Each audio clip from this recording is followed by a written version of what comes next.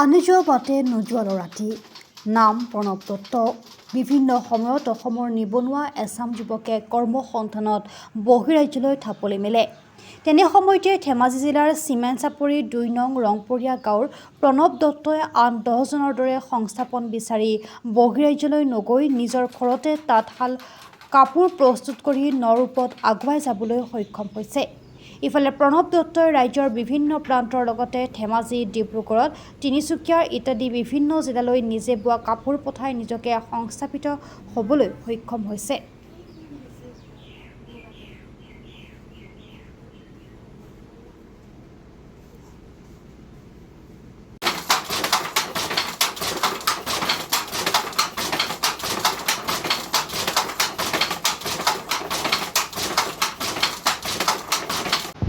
মোৰ নামটো পল্লৱ দত্ত হয়।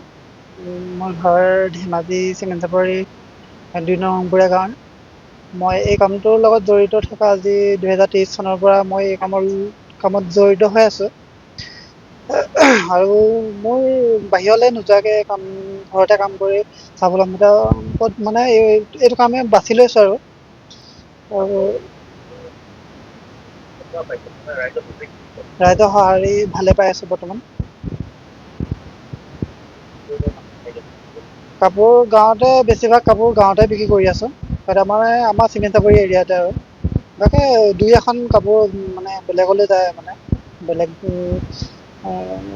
যেনে ডিব্ৰুগড়, তিনিচুকীয়া এনেকুৱা ছাইডলৈ কাপোৰটো পঠাইছোঁ মই। অনলাইনত হেৰি কৰিলে মানে কৰিয়াৰ দি পঠাই দিওঁ, কৰিয়াৰ কৰি কিনে। কাৰণ বাহিৰত শুনি থাকোঁ বাহিৰত বহুত কষ্ট বেছি, তাত কষ্টটো বেছি হয়, পইচাটো কম হয়। কিন্তু এইটো কামটো কৰিলে পইচাটো বহুত বেছি, ধুনীয়াকৈ ঘৰতে কাম কৰিও মানে ৭-৮ ঘণ্টা কাম কৰিলেও দিনটোত 500-600 টকা ইনকাম কৰিব পাৰি ধুনীয়াকৈ। সেইকাৰণে এইটো কামেই বাছি লৈছোঁ আৰু। নাই, পত্নীয়েও সহায় কৰে আৰু তাইও নিজৰ শাল আছে, তাই নিজে শাল মানে কাপোৰ লগাই দিছোঁ, তাই নিজে বব শিকি আছে এতিয়া।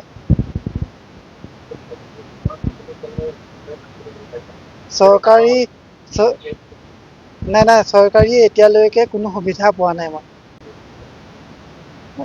মুখ্যমন্ত্ৰীক এটা অনুৰোধ জনাম যাতে মোক এই শালবিলাক পাতিবৰ কাৰণে আৰু সহায় কৰে। আৰু কোনোবাই যদি শিকিব বিচাৰে মই নিশ্চয় সহায় কৰিম বা শিকাম। শালবিলাক কেনেকৈ বব লাগে, কেনেকৈ কি কৰিব লাগে, গোটেইবিলাক শিকাম। ভালেই, ৰাইজৰ সঁহাৰি ধুনীয়াকৈ ভালেই পাইছোঁ। আৰু মই আগতে বাৰু শিকা নাছিলোঁ, আগতে জীয়ৰীতে শিকা নাছিলোঁ। এতিয়া 2 মাহমান হৈছে আৰু ভালদৰে শিকিব পাৰিছোঁ। কেতিয়াবা ৰাতি মানে কৰোঁ আৰু যদি অৰ্ডাৰ থাকে।